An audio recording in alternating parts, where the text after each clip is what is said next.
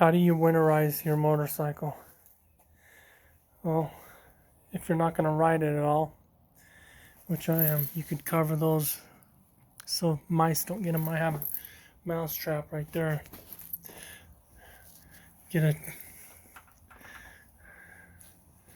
Hook it up, the battery, to a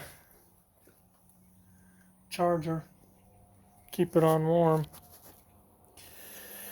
You want to throw some stable storage in your tank. So keep that in it during the winter. You can put some fogging oil inside, take off the spark plugs, spray it inside there. If you do, be careful, don't use the extension, it might fall down in there. It happened to me and I had to dig it out. I almost ruined my motorcycle. Only have it like a year, not even a year. It's my first time winterizing it.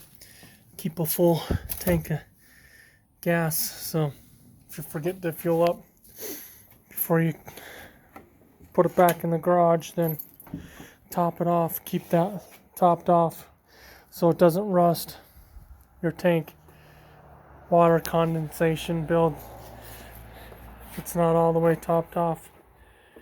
That's what I do to winterize the hog. Let me know your thoughts or not.